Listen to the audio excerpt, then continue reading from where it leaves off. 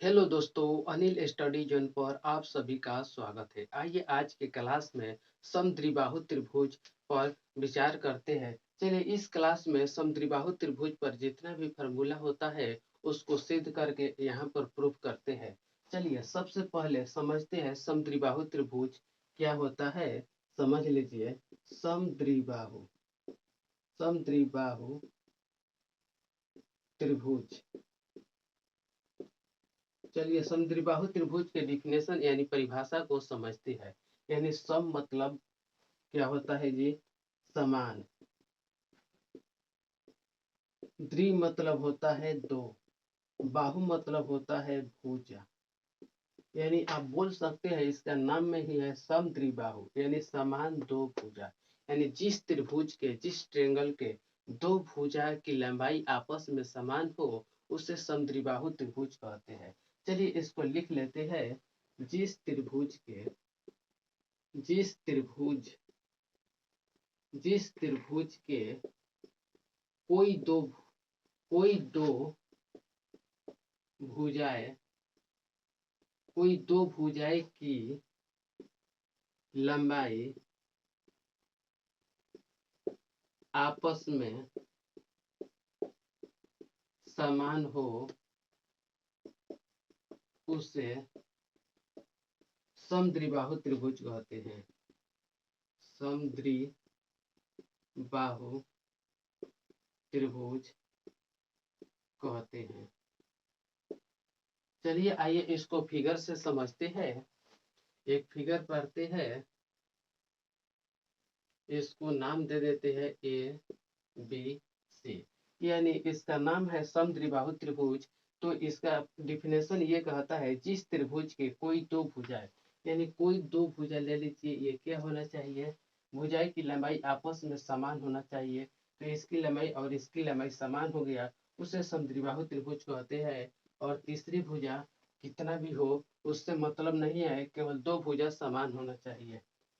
तो आप लिख लीजिए ए बी की लंबाई बराबर, यहाँ पर ए सी की लंबाई है बराबर नॉट इक्वल बी सी।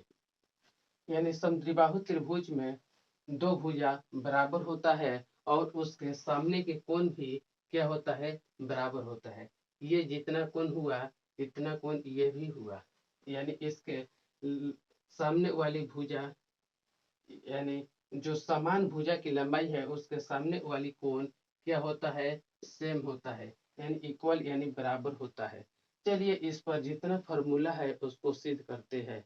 आइए दोस्तों देखते हैं समद्विबाहु त्रिभुज के टोटल फार्मूला को देख लेते हैं। चलिए पहला देखते हैं समद्विबाहु समद्विबाहु त्रिभुज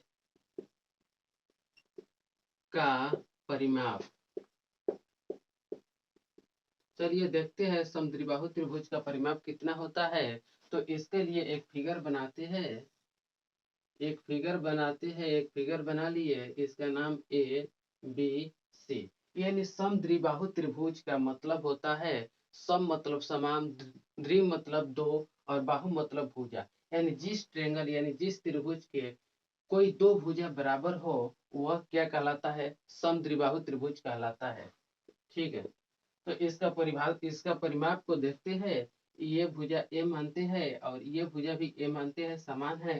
तो इसलिए ए ए हुआ। और ये भुजा भिन्न है तो इसके बी बी मानते हैं। चलिए इसका परिमाप का मतलब होता है तीनों भुजाओं का योग। यानी ए से चलना स्टार्ट किए, ए से बी आए, बी से सी आए, सी से ए आए।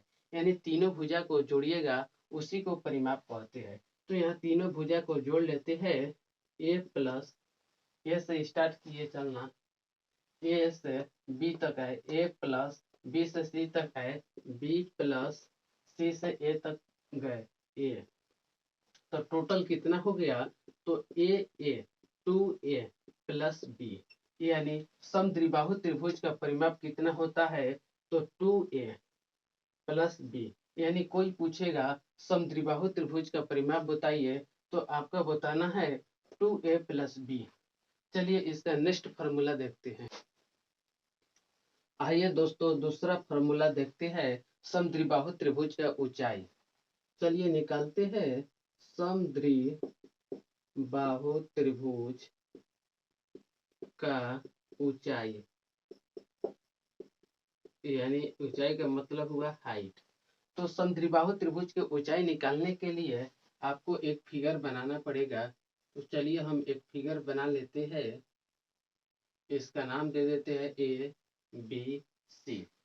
ये एक ए बी सी यह एक त्रिभुज है। कौन सा त्रिभुज है? तो समद्विबाहु त्रिभुज है। तो समद्विबाहु त्रिभुज के कोई दो भुजा क्या होता है? बराबर होता है। तो बराबर कर दिए। और किसी भी त्रिभुज में दो भुजा बराबर हो और उसके शीर्ष से तीसरी भुजा पर लंब डाला जाता है, तो तीसरी भुजा को दो बराबर भाग में बढ़ता है। ये भुजा की लंबाई ये भुजा की लंबाई सेम हो गया। यहाँ पर डी मान लेते हैं। यानी कोई भी ट्रेंगल यानी कोई भी त्रिभुज का दो भुजा बराबर हो और उसके शीर्ष से तीसरी भुजा पर लंब डाला जाता है, तो तीसरी भुजा को दो बराबर भाग में बढ़ता है। तो ये भुजा को ए मान लिए, ये भी ए हो जाएगा। ये भुजा की लंबाई बी हो जाएगा। तो ये बी से डी तक की दूरी b/2 और डी से सी तक की दूरी आधा, इसका आधा हो जाएगा, यानी b/2। तो चलिए अब हाइट हम लोग निकालते हैं। तो किसी भी ट्रेंगल में आप चलिए, यहाँ पर दो गो ट्रेंगल हो गया, त्रिभुज ए बी डी में या त्रिभुज ए सी डी में। तो किसी भी त्रिभुज में चलिए, तो चलते हैं त्रिभुज ए बी डी में। त्रिभुज ए बी डी में तो ये हाइट है, ये क्या है? ऊंचाई है। तो पाइथागोरस प्रमेय से एक फार्मूला होता है, पाइथागोरस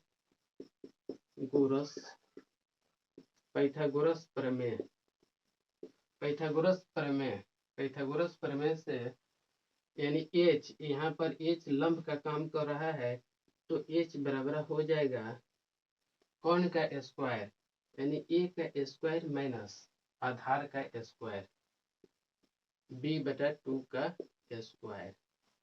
तो चलिए यहाँ पर ए स्क्वायर माइनस बी स्क्वायर बटा 2 का स्क्वायर करेंगे तो 4 हो जाएगा। तो एलसीएम यहाँ पर एक नीचे डाल देंगे, तो इसको एलसीएम लेंगे, तो एलसीएम कितना हो जाएगा? 4 हो जाएगा। तो यहाँ पर 4a² माइनस बी स्क्वायर हो जाएगा। तो चलिए 4 अंदर है, तो 4 को हम तोड़ेंगे 2 गुना 2 में, तो बाहर निकल कर आ जाएगा, नीचे है तो 1/2, यानी नीचे है तो 1/2 होगा और root under 4a² minus b square तो हो गया। तो समद्विबाहु त्रिभुज का ऊंचाई आपको सिद्ध हो गया। कितना होता है जी? 1/2 root under 4a² minus b square. जो ए है, ए यहाँ पर लिख लीजिए, समान भुजाएं की लंबाई, समान भुजाएं की लंबाई है, और बी यहाँ पर भिन्न भुजा की लंबाई है, भिन्न भुजा की लंबाई। यहाँ पर ए दर्शा रहा है समान भुजा की लंबाई, और बी यहाँ पर दर्शा रहा है भिन्न जो भुजा है उसकी लंबाई को। यानी समद्विबाहु त्रिभुज का ऊंचाई आ गया 1/2 root under 4a² minus b square. चलिए नेक्स्ट आइए दोस्तों देखते हैं तीसरा, समद्विबाहु त्रिभुज का क्षेत्रफल। तो लिखते हैं समद्विबाहु त्रिभुज का क्षेत्रफल। चलिए समद्विबाहु त्रिभुज का क्षेत्रफल कितना होता है इसको सिद्ध करते हैं। चलिए इसको सिद्ध करने के लिए आपको एक फिगर बनाना पड़ेगा। तो एक समद्विबाहु त्रिभुज का फिगर बना लिए, जिसका दो भुजा क्या होता है? समान होता है। तो ये ए हुआ, ये बी हुआ, ये सी हुआ। एक समद्विबाहु त्रिभुज बनकर तैयार हो गया। तो चलिए किसी भी त्रिभुज के दो भुजा की लंबाई सेम हो और उसके शीर्ष से तीसरी भुजा पर डाला गया लंब तीसरी भुजा को दो बराबर भाग में बंटता है। तो ये भुजा मान लेते हैं डी, ये डी मान लेते हैं यहाँ। तो चलिए ये इसकी लंबाई ए, इसकी लंबाई ए हो गया और ये टोटल का लंबाई बी हो गया। तो बी से डी तक की लंबाई डी बटे टू और डी से सी तक की लंबाई डी बटे टू, यानी आधा आधा हो जाएगा बी में। ठीक है, तो चलिए समद्विबाहु त्रिभुज का क्षेत्रफल निकालने के लिए आपको हाइट का जरूरत पड़ेगा। तो आप ऊंचाई निकाल लीजिए और उसके बाद मान बिठा दीजिए, क्षेत्रफल आ जाएगा। यानी किसी भी त्रिभुज का क्षेत्रफल क्या होता है जी, समझ लीजिए 1/2 गुना आधार गुना ऊंचाई, यही होता है। तो 1/2 लिखाएगा और आधार मालूम है, आधार बी होता है और ऊंचाई, ऊंचाई यहाँ पर निकाल कर बैठा दीजिएगा, यही समद्विबाहु त्रिभुज का क्षेत्रफल आ जाएगा। तो हाइट को हम निकाल लेते हैं। तो चलिए हाइट का किसी भी एक त्रिभुज में, चलिए तो हाइट कैसे निकलेगा, तो त्रिभुज ए बी डी में, त्रिभुज ए बी डी में, तो ए बी डी में देखेंगे, त्रिभुज ए बी डी में देखेंगे, ये जो है ये भुजा कौन का काम कर रहा है और ये भुजा आधार का काम कर रहा है और ये भुजा लंब का काम कर रहा है। तो एच बराबर पाइथागोरस प्रमेय से एच यानी लंब बराबर होता है रूट अंडर कौन का स्क्वायर ए स्क्वायर माइनस आधार का स्क्वायर बी बटा टू का होल स्क्वायर। तो रूट अंडर ए स्क्वायर माइनस बी के स्क्वायर बटा टू के स्क्वायर 4 हो जाएगा। ठीक, यहाँ तक तो हो गया। बराबर एलसीएम यहाँ पर एक देकर एलसीएम 4 हो जाएगा। तो यहाँ पर 4a स्क्वायर हो जाएगा माइनस बी स्क्वायर हो जाएगा। तो आप इसको निकाल लीजिए, ये 4 को बाहर, तो 1/2 हो जाएगा और ये रूटे में रहेगा 4a square minus b square. इतना तक तो हो गया। तो एच बराबर निकल गया 1/2 root under 4a square minus b square. तो इसका मान यहाँ पुट कर देना है और क्षेत्रफल निकल जाएगा। तो 1/2 गुना 1/2 गुना कितना आ गया, root under 4a square minus b square. तो ये गुना इसको कर देना है, तो गुना करेंगे तो ये नीचे दो है, तो 1/4 हो जाएगा और बी हो जाएगा और रूट में 4a square minus b square हो जाएगा। तो आपका क्षेत्रफल कितना आ गया, समद्विबाहु त्रिभुज का क्षेत्रफल निकल कर आ गया 1/4 बी, यानी बी यहाँ किस चीज का दर्शा रहा है, तो आधार का। बी यहाँ क्या है जी, आधार है, यानी भिन्न भुजा है, आधार है b root under 4a square minus b square. यानी ये हम बताए है, ये क्या है, समान भुजा की लंबाई है, समान भुजा की लंबाई है, समान भुजा, और बी है जो भिन्न भुजा, जो आधार है, यानी भिन्न भुजा है, भिन्न भुजा है। तो आपका समद्विबाहु त्रिभुज का क्षेत्रफल निकल कर आ गया 1/4 b root under 4a square minus b square.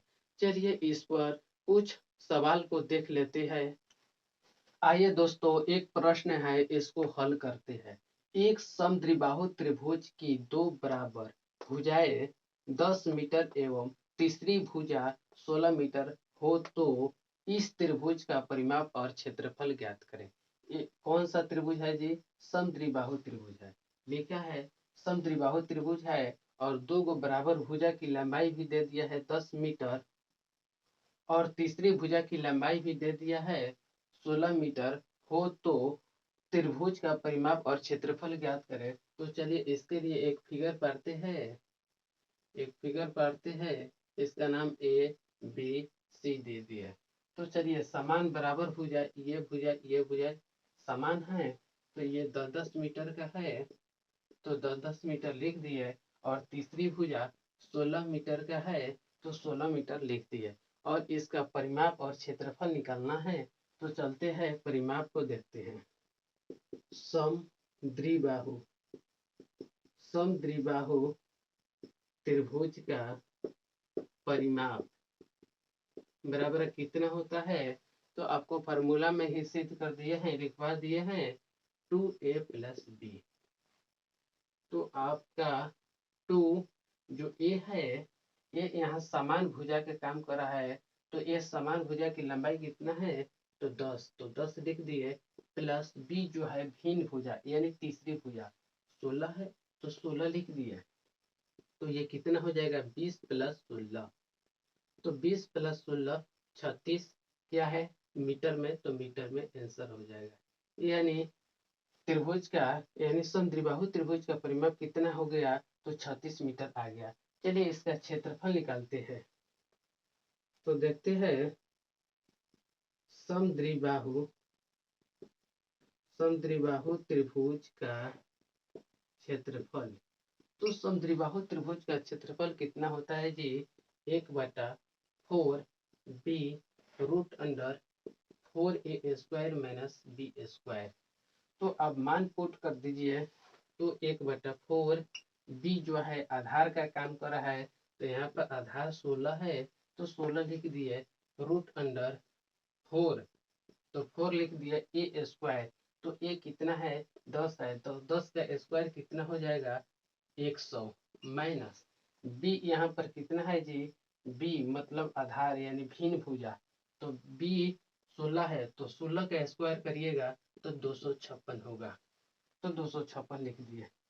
तो 1/4 गुना 16, ये 400 में ले 256 घटेगा तो रूट में 144 आ जाएगा। तो ये 1/4 गुना 16 गुना 144 का कितना होता है जी? 144 का रूट से अंदर करिएगा तो 12 होगा। तो इसको 4 से कटा दीजिए, 12 3 व्रत में, तो 16 तिया 48 क्या है जी? मीटर में, तो क्षेत्रफल मीटर स्क्वायर हो जाएगा। यानी इसका समद्विबाहु त्रिभुज का क्षेत्रफल 48 मीटर स्क्वायर आंसर। इसी प्रकार का सभी आप बना सकते हैं, जितना भी आपका क्वेश्चन आएगा इसी तरीका से बनेगा। प्रिय दोस्तों, वीडियो अच्छा लगा है तो चैनल को शेयर और सपोर्ट करिए। जय हिंद, जय भारत।